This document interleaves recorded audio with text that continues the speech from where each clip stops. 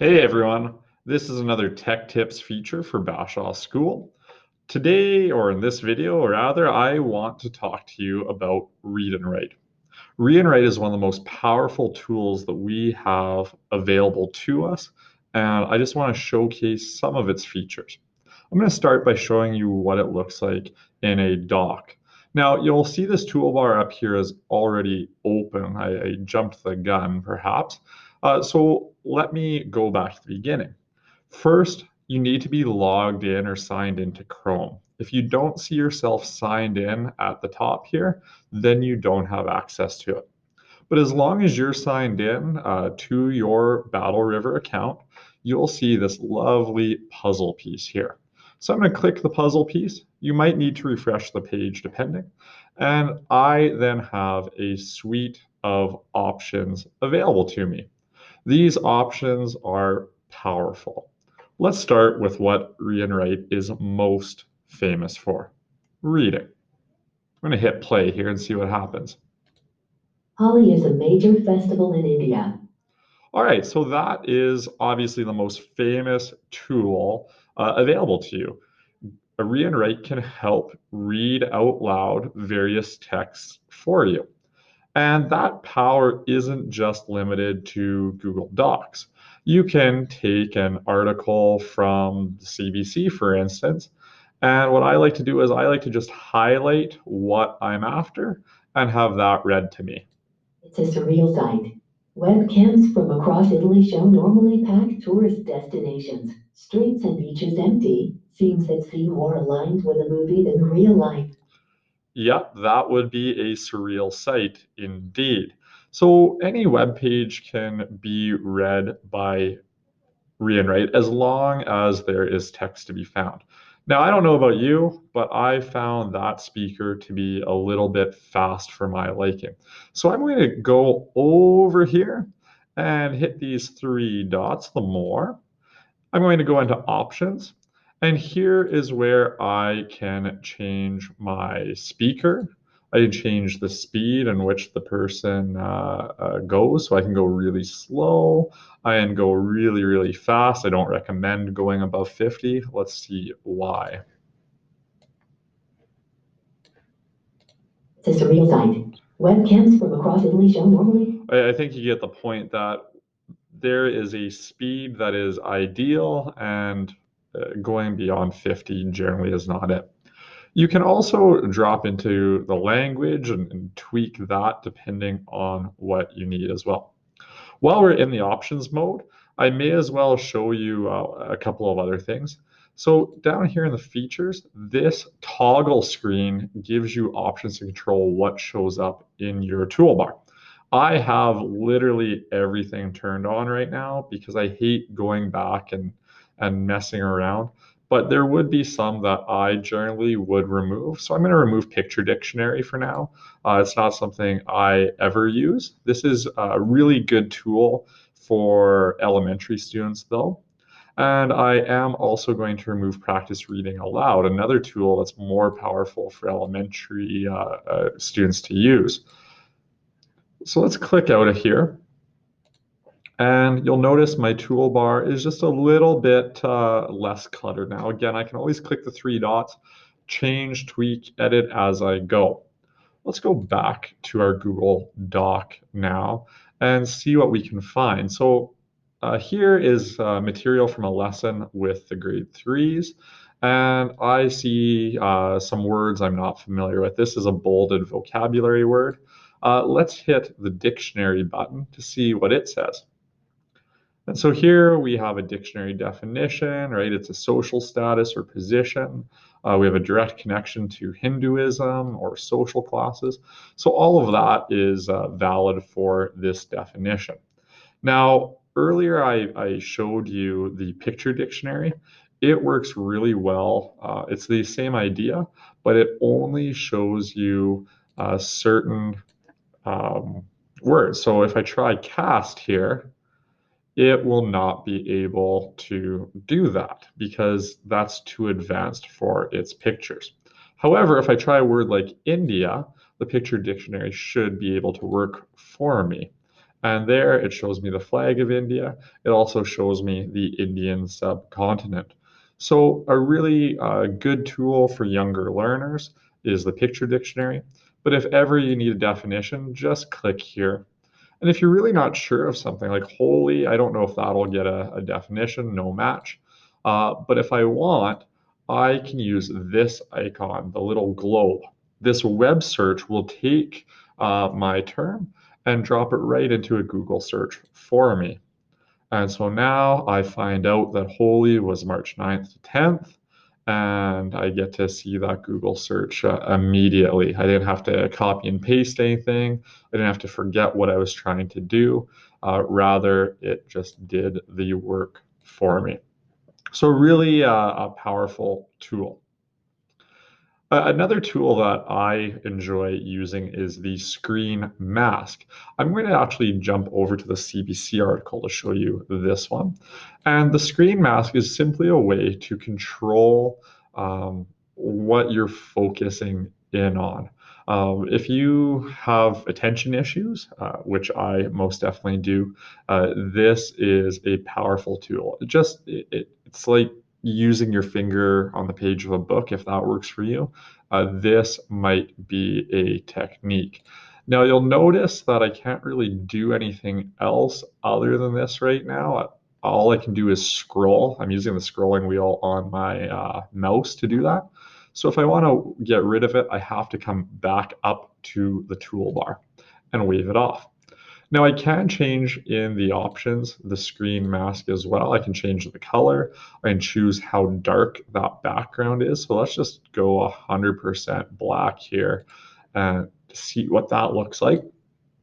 And you'll notice now I have no distraction whatsoever. That doesn't typically work for me. I need a little bit of what is coming ahead. And the other challenge with it is it's still screen masking right now. So I'm going to go back to 50.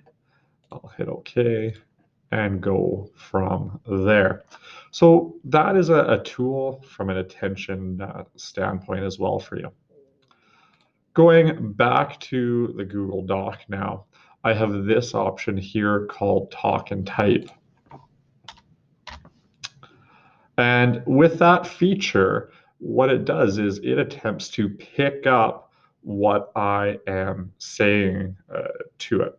So I might want to add another sentence for my third graders about India. So far, we are talking about Holi.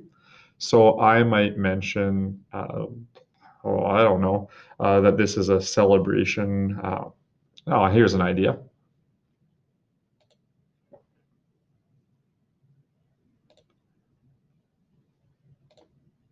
Holi, as a celebration, is followed by old and young. Everybody gets in on the action. So you'll notice that it was fairly effective at picking up my voice. Obviously, Holi as a holiday in another language was spelt incorrectly. And otherwise, it made one error. So I would be able to just to quickly edit that and be ready to go. So an option available for you if you want to work that way.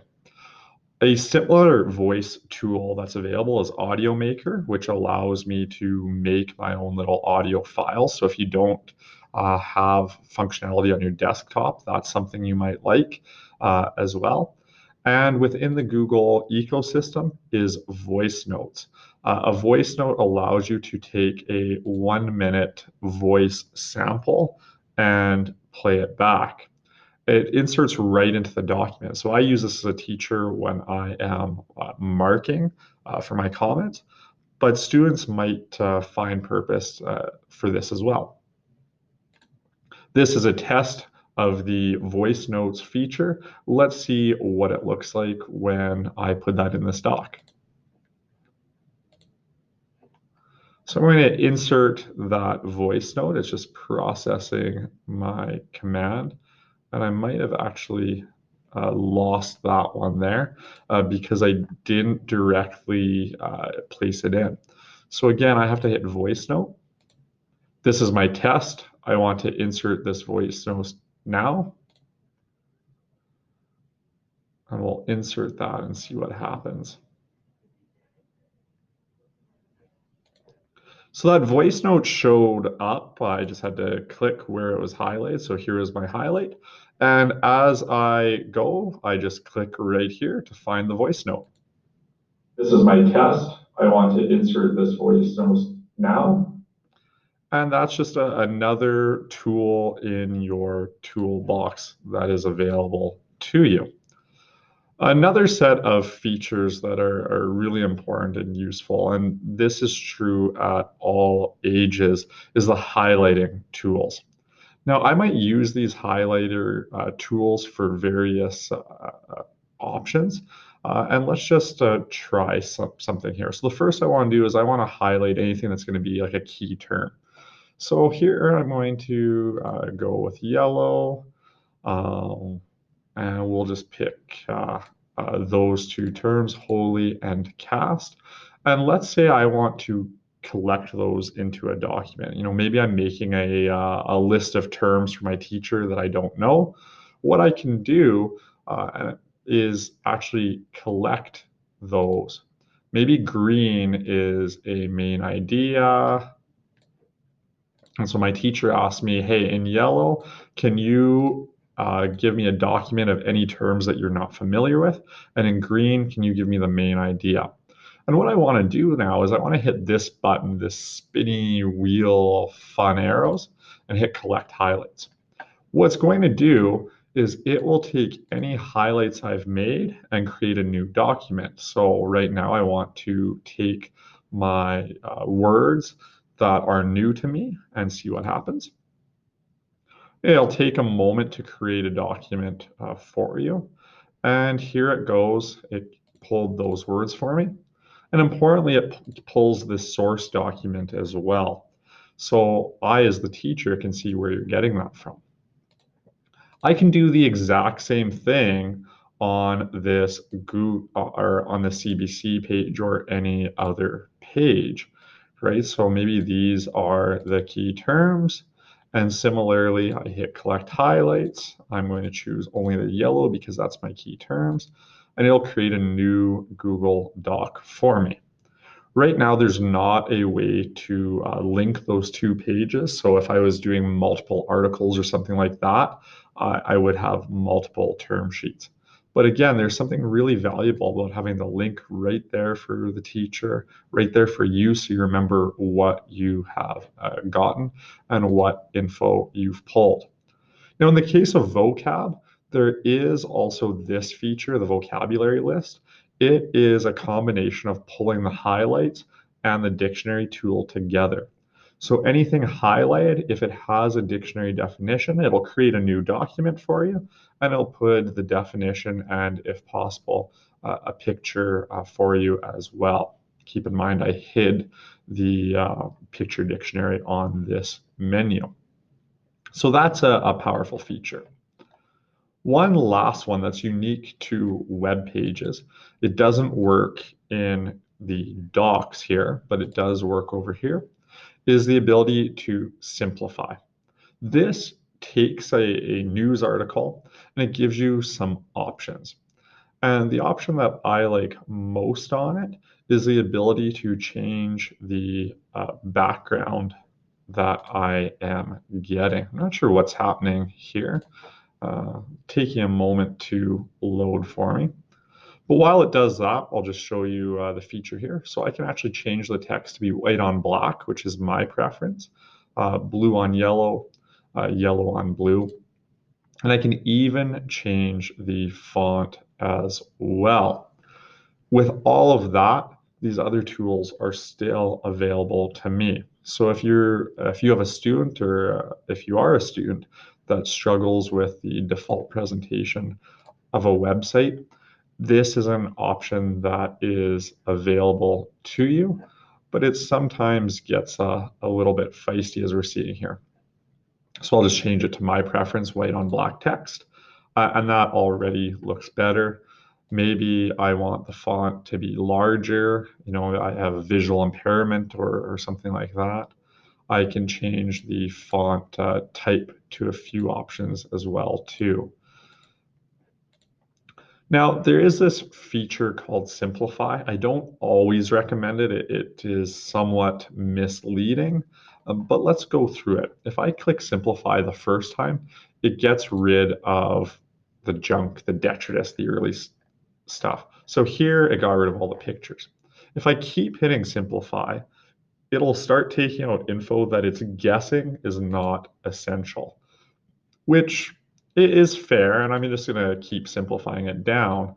But at a certain point of simplification, at a certain point of removing words, you will lose some of the main ideas. So the very last line it gives us is, but that wasn't the only thing that it dropped.